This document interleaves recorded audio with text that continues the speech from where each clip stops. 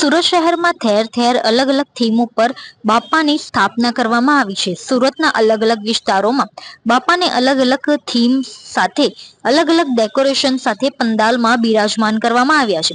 પરંતુ બીજી તરફ સુરતના નાનપુરા વિસ્તારમાં બાપાને તેમના અસલ સ્વરૂપમાં બિરાજમાન કરીને 10 દિવસ તેમનું પૂજન કરવામાં આવે છે. સુરતના નાનપુરા વિસ્તારમાં આવેલ કાલાપેસી શેરીના યુવક મંડળ દ્વારા છેલ્લા 50 વર્ષથી બાપાના અસલ સાદા સ્વરૂપની પંડાલમાં સ્થાપના કરવામાં આવી છે. દર વર્ષે આ મંડળ દ્વારા બાપાને અસલ સ્વરૂપમાં બિરાજિત કરી 10 દિવસ તેમની પૂજા આરતી કરવામાં આવે છે. તથા આ મંડળની ખાસિયત એ છે કે છેલ્લા 50 વર્ષથી અહીંના સ્થાનિકો પરંપરાગત અને સાંસ્કૃતિક રીતે બાપાને સ્થાપના કરી પૂજા કરે છે. તેમજ અહીંના સ્થાનિકોમાં ખાસ એકતા જોવા મળે છે.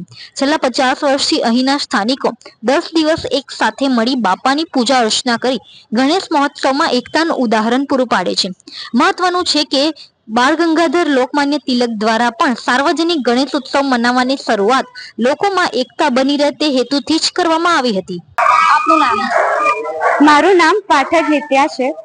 સુરત નાનપુરા વિસ્તારના નાનપુરા કાલાપેશી યુવક ગણેશ મહોત્સવમાં તમારું હાર્દિક સ્વાગત છે. આ વર્ષ અમારા માટે ખૂબ જ મહત્વનું અને ખૂબ જ ખાસ છે, કારણ કે આ 50મું વર્ષ છે. અમારા બાપાનો મંડપ ખૂબ જ સાદો રહ્યો છે, પરંતુ બાપાની મૂર્તિ હંમેશા ખૂબ જ ભવ્ય અને વિશાળ રહી છે. અમારા માટે બાપા એ કોઈ શણગાર નહીં, પરંતુ વર્ષોથી કરવામાં આવેલી પરંપરા અને એકતા છે. છેલ્લા 5 દાયકાઓથી આ શેરીના તમામ લોકો એક પરિવારથી એકતા સાથે બાપાનું ધૂમધામથી સ્વાગત કરી રહ્યા છે. અને આ બાપાનો આશીર્વાદ છે કે છેલ્લા 50 વર્ષથી બાપા અમારા આંગણે આવી રીતે પધારતા રહ્યા છે. અને અમારી બાપાની એ જ પ્રાર્થના છે કે તેઓ તમામ ભક્તજનોના ઘર પરિવારમાં, તેમના જીવનમાં સુખ, શાંતિ અને સમૃદ્ધિ આપે.